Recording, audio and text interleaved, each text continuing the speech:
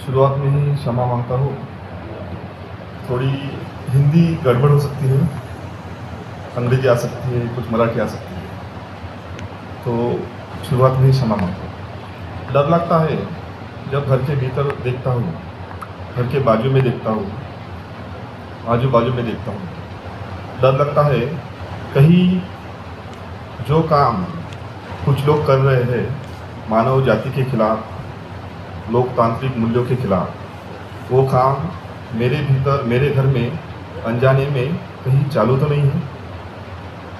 डर लगता है मेरे घर के भीतर भी कुछ वैसे ही काम चालू है जिसके खिलाफ मैं जंग लड़ना चाहता हूँ, मैं बाहर आना चाहता हूँ। अभी अमरीश जी ने बात की थी संघ के बारे में। वो सांप्रदायिकता, कट्टरवाद मेरे घर में भी अप्रत्यक्षपणे मैं कर रहा हूँ, ऐसा लगता है। ये इंट्रोस्पेक्टिव बात है। यही बात समझ में आई जब मैं राष्ट्रीय युवा संगठन में जुड़ा। मुझे दिशा मिली कुमार प्रशांत जी से। कुछ साल काम करने के बाद, समझने के बाद समझ में आया कि दिशा क्या है, कहाँ जाना है। शुरुआत में मार्क्स पढ़ते पढ़ते गांधी को मिला। मार्क्स के आगे गांधी है, ये बात तब समझ में आई और आगे निकला।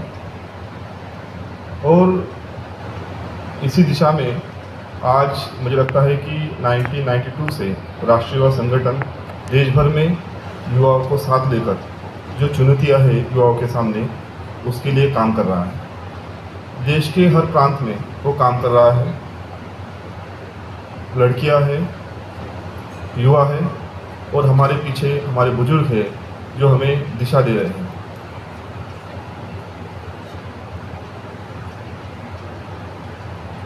आज सांप्रदायिकता एक चुनौती हमारी युवाओं के सामने है। शायद विवेक हम में कुछ कम है, हमें विवेक नहीं आ रहा है। हम शायद धर्म को कुछ अलग ही समझ रहे हैं। इसलिए बड़े पैमाने में सांप्रदायिक संगठना, ऑर्गेनाइजेशन युवाओं को इस्तेमाल कर रही है समाज की शांतता भंग करने के लिए, समाज का विवेक खत्म करने के लिए, लोकतांत्रिक मूल्यों पर हमले करने के लिए।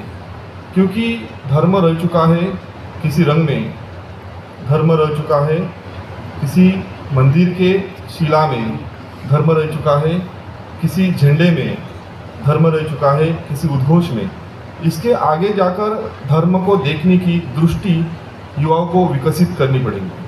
नहीं तो ऐसे हजारों संगठन हैं जो सांप्रदायिकता का झंडा लेकर उनका इस्तेमाल करना चाहते हैं। जो गड़बड़ होती है दुनिया में, जो अच्छी बातें होती है उसमें भी युवा होते हैं और जो गलत बातें होती है उसमें भी युवा होते हैं।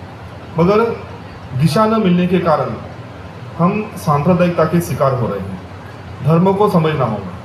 धर्म बुरी बात नहीं, मगर धर्म क्या है ये समझना होगा। उद्घोष केवल धर्म नहीं है, झंडा केवल धर्म नहीं है, रंग केवल धर्म नहीं है। धर्म क्या है ये सही मायने में गांधी के विचारों में, परिप्रेक्ष्यों में जाकर समझेंगे, तभी शायद युवाओं का सांप्रदायिक दंगों के लिए इस्तेमाल होना कुछ हद तक बंद हो सकता है। इसके लिए ये बड़ी चुनौती है, ये भी समझनी पड़ेगी। धर्म और कर्मकांड यानी रिचुअल, लोगों ने धर्म और रिचुअल एक साथ समझ लिए हैं और रिचुअल को ही धर्म मानना चालू कर दिया है। इसके लिए रिचुअल का धर्म से कोई लेना देना नहीं, ये समझना पड़ेगा। मैं अगर सुबह स्नान करता हूँ तो स्नान करने के बाद मैं पूजा नहीं करता, मैं अगरबत्ती नहीं लगाता, मैं ररन नहीं फोड़ता, तो मैं धार्मिक नहीं हूँ, ऐसा समझ में आता है। लोग ऐसा समझते हैं। मगर क्या है कि मैं बाजार में जाकर किसी की मदद करता हूँ। मेरे घर के बाजू में कोई बीमार है, उस आदमी की मदद करता हूँ, सेवा करता हूँ। मैं किसी को पानी पिलाता हूँ, रास्ते पे पड़े पत्थर और कंकर उठाता हूँ। तो आज समाज उस आदमी को धार्मिक नहीं देखता। धार्मिक वो आदमी है जो सुबह उठता है, जो स्नान करता है, मंदिर जाता है, अगरबत्ती लगाता है, भजन करता है, कुछ गीता पढ़ता है और कुछ अलग तरह की रिचुअल थिंग करता है, यज्ञ करता है, एक्सेट्रा वो करता है। उसको धार्मिक कहा जाता है। मगर वो क्या कर रहा है? वो रात को चोरी कर रहा है, अपनी बीवी को पीट रहा है, अपने नेबर को फंसा रहा है। तो शायद ये बात समझनी होगी कि हमें धर्म एक दिशा में समझना होगा, धर्म का अर्थ समझना होगा और उस दिशा में काम करना होगा। आज बड़े माहौल में सांप्रदायिक ऑर्गेनाइजेशन, बड़े माहौल में ये सांप्रदायिक उत्सव बनाने के लिए युवाओं का इस्तेमाल करते हैं। हमने देखा, बहुत बार देखते हैं, 15 अगस्त से 26 जनवरी है, बहुत रैली निकलती है, एक तिरंगा होता है और बाकी सब अलग रंग के झंडे होते हैं। सब सारे भगवे झंडे एक तिरंगा है, सब नीले झंडे एक तिरंगा है, सब पीले झंडे एक तिरंगा है। शायद इस झंडों से बाहर निकलकर, रंगों से बाहर निकलकर हमें उसको समझना होगा। मैं समझता हूँ दूसरी समस्या, चुनौती रोजगार भी है। पहले ही वक्ता ने कहा है कि बहुत अच्छी बात की रोजगार के बारे में। मुझे लगता है कि रोजगार खुद निर्माण करना पड़ेगा, गांधी के विचारों से जाकर। ग्राम उद्योग के बारे में सोचना पड़ेगा, कुटीर उद्योग के बारे में सोचना पड़ेगा, लघु उद्योग के बारे में सोचना पड़ेगा। गांधी ने तो कहा था कि एकांते तालाब में एकांता पत्थर डाला और तरंग छोटा, उससे बड़ा, उससे बड़ा, उससे बड़ा, ऐसा उद्योग होना चाहिए। गृह उद्योग होना चाहिए, ग्राम उद्योग होना चाहिए, फिर जिला उद्योग होना चाहिए, फिर राज्य उद्योग होना चाहिए, फिर केंद्र उद्योग होना चाहिए। शायद दिशा बदल रही है। आज सेंटर के लेवल पर उद्योग है, बाद में स्टेट पर आते हैं, बाद में जिला पर आते हैं, वो गांव तक पहुंचते ही नहीं, ये परिस्थितियाँ हैं। तो शायद ये तो 100 साल पहले हमें गांधी ने बताया है कि हमें रोजगार, ग्राम उद्योग के बारे में सोचना होगा। हमारे गांव में बचत गट काम करते हैं, महिलाएं काम करती हैं, उनको साथ लेना पड़ेगा। आज तो बैंकों से उनको बड़े पैमाने में लोन भी दिया जाता है, मगर एक शौक की बात है, दुखद बात है कि मेरे गांव में मैंने देखा जब 480 महिलाएं बचत गट में काम करती हैं, मगर कोई भी उद्योग नहीं करती। तो साड़ियाँ लेती है, उत्सव मनाती है, कुछ अलग काम करती है। तो शायद उनको भी साथ लेकर ये हमें करना पड़ेगा। आज सरकार के भरोसे रहकर ये काम नहीं हो सकता, हमें खुद सरकार बनना पड़ेगा, गांव की सरकार हमें खुद बनना पड़ेगा। ये गांधी की बात जीवन में लेनी पड़ेगी। ये भी एक चुनौती हमारे सामने है।